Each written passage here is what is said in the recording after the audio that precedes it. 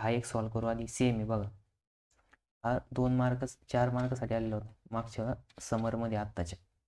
तर बघा इथं दिलेलं आहे आपल्याला सिम्प्लिफाय करायचं आहे. मग काय दिलेलं आहे आपल्याला 1/log(10) ॲट बेस 5 दिलेलं आहे प्लस 1/log(10) ॲट बेस 20. ठीक आहे.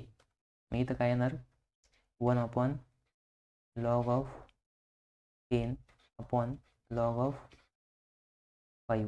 ठीक आहे, प्लस 1/log(10)/log(20) येणार. का? कारण की चेंज बेस रूल. कोणता रूल? Change base rule. मग चेंज बेस रूल काय सांगतो? तर log(m) ॲट बेस ए जर असेल तर याला कसं लिहू शकतो आपण? log(m)/log(a). ठीक आहे. हा काय चेंज बेस रूल आहे. मग आता बघा छेदाचा छेद उलटून गुणाकार होतो, म्हणजेच काय की हा काय होणार? वर जाऊन मल्टिप्लाय होणार. मग log(5)/10 प्लस हा log(20) वर जाणार. log(20)/log(10). मग इथं परत रिव्हर्स कोणता फॉर्म्युला अप्लाय करायचा? Power rule. Reverse power rule काय आहे? Sorry, change base rule. log(m)/log(a) जर असेल याला कसं लिहू शकतो? log(m) at base A. ठीक आहे. मग हेच इथं अप्लाय करायचं. मग अप्लाय केलं काय होईल बघा, log(5) at base 10 plus log(20) at base 10. मग बघा इथं कॉमन काय आला? तर बेस आला. कॉमन बेस आले परत इथं प्रोडक्ट रूल अप्लाय होणार. ठीक आहे. काय होणार? प्रोडक्ट रूल अप्लाय होणार.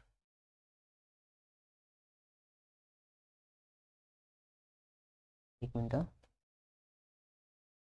तर बघा इथं हे ना फॉर्म्युला मिटवतो, इकडच्या बाजूला आपल्याला सॉल्व करायचं. ठीक आहे.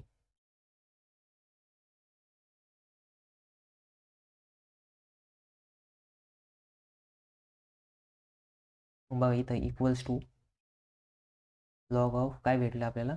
5 at base 10 plus log(20) at base 10. ठीक आहे. मग इथं लिहा प्रोडक्ट रूल. प्रोडक्ट रूल काय आता? log(m)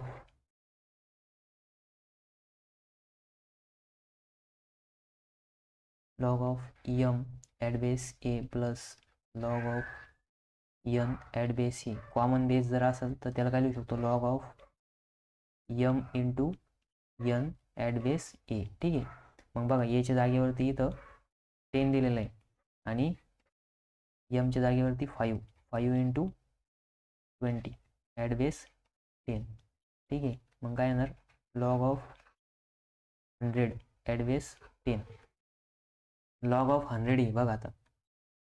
आता याचं काय करायचं? एक्सपोनेन्शियल. आता लॉगॅरिथमिक फॉर्म हा काय आहे? Logarithmic form.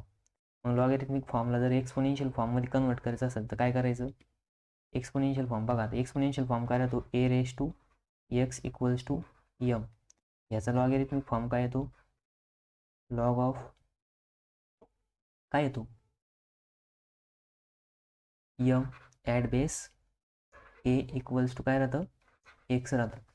मग बघा तसं जर तुम्ही अप्लाय केलं तरी पण आन्सर येणार आहे. किंवा मी करून दाखवतो. ठीक आहे. बघा इथं आता एक्सपोनेन्शियल फॉर्म काय येणार आहे? तर ए किती दिलेलं आहे? 10 आणि एमच्या जागेवरती काय दिलेलं आहे? इथं 100 दिलेलं आहे. ठीक आहे. मग इथं वरती आपल्याला पॉवर काढायची. x = काय?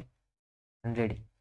मग आता 10ला किती वेळेस मल्टिप्लाय केलं तर 100 भेटेल? तर 2 वेळेस. म्हणजेच आपल्याला x = किती भेटेल? इथं 2 भेटेल. म्हणजेच याचा आन्सर काय येणार आहे? 2 येणार आहे. किंवा हे असं पण करू शकता. किंवा बघा दुसरं एक ऑप्शन.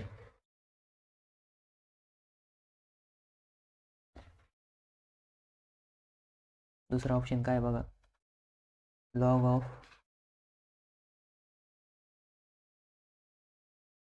हा जो आता log(बेस 10) आहे, या 100ला आपण काय लिहू शकतो?